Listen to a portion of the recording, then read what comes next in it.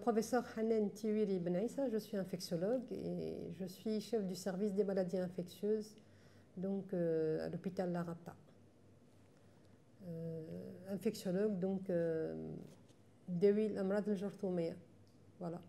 Et puisqu'on va parler aujourd'hui de l'infection VIH, parmi les malades que l'on prend en charge, on a les malades qui sont infectés par le VIH.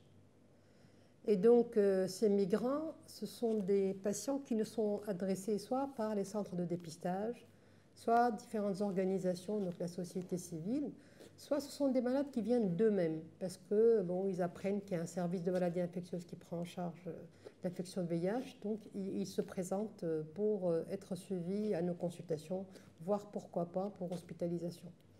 Et en fait, nous, en tant que médecins, il n'y a aucune discrimination. On ne refuse jamais de malade, quelle que soit sa couleur. Et donc, ces patients, quand ils sont là, on les traite. En fait, par rapport à l'infection VIH, il y a grosso modo deux types de traitements. Il y a le traitement de l'infection elle-même, donc du virus lui-même, qu'on appelle la trithérapie.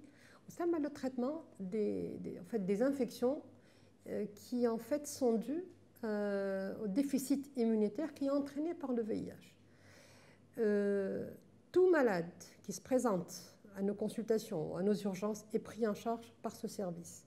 S'il présente une infection opportuniste, on le traite automatiquement, il n'y a aucun problème. Pourquoi? Parce que c'est une période comme bien définie, on traite ces patients.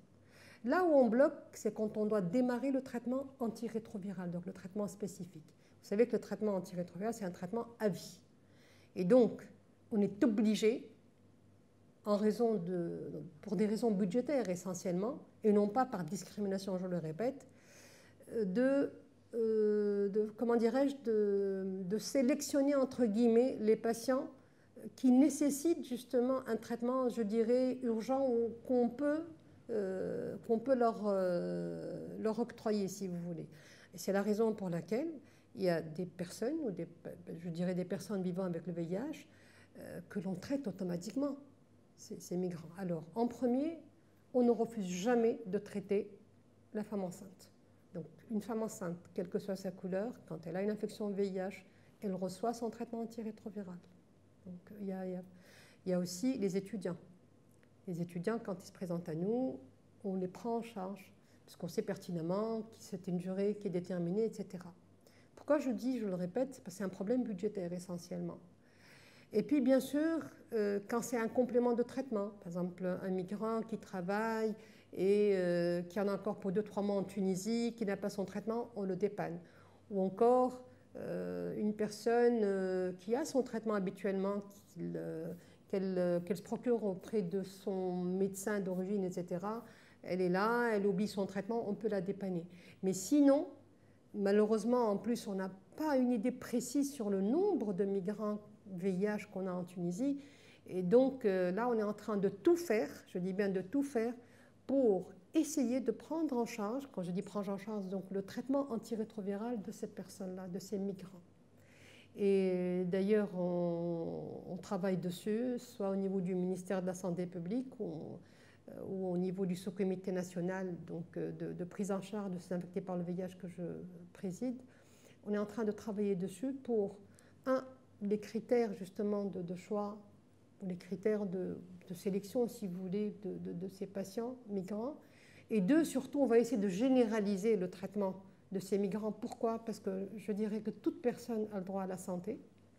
Et de deux, ce traitement antirétroviral qui va être justement offert gratuitement à ces personnes, ça va donc traiter leur infection VIH, mais aussi ça va avoir un second objectif, à savoir c'est la prévention de la transmission. Parce que si on diminue la charge virale collant négative, on va prévenir justement la transmission de la maladie. Alors, juste, là c'est par rapport au ministère. En plus, vous savez qu'il y a le CCM qui est un organisme de coordination, qui est un organisme qui représente un petit peu les différents secteurs en Tunisie et qui reçoit en fait des fonds à partir du Fonds mondial.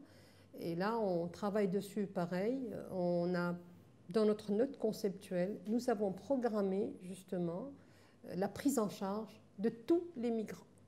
Quand on dit la prise en charge, encore une fois, je le précise, la trithérapie. Voilà, donc, mais encore une fois, je reviens un petit peu sur le nombre de patients, parce que vous êtes sûrement curieux de savoir combien de patients on prend en charge. Eh bien, étant donné que je vous ai dit qu'on ne refuse jamais les malades, jusque-là, on a pratiquement 70 migrants qui sont passés par le service ou encore par les consultations et qui, soit ont reçu le traitement antirétroviral, parce que justement leur état nécessitait le traitement antirétroviral. J'ouvre une parenthèse pour dire que le traitement antirétroviral répond à des indications bien précises, des indications, je dirais, biologiques, cliniques, etc. Et deuxièmement, soit c'est des malades qui ont été pris en charge parce qu'ils avaient une infection opportuniste, etc. Et ces patients-là sont au nombre pratiquement de 70. Toute personne, quelle que soit sa couleur, a le droit à la santé. Et donc nous, en tant que médecins, on va combattre jusqu'à la fin. Et je crois que ça va venir. Je crois que ça va être incessamment sous peu. Et donc ces patients-là vont être pris en charge, encore une fois, je le répète, pour le traitement antirétroviral. Parce que sinon, pour les autres infections qu'ils peuvent présenter, entre autres les infections opportunistes, ils sont pris en charge de façon systématique et sans condition aucune. Voilà.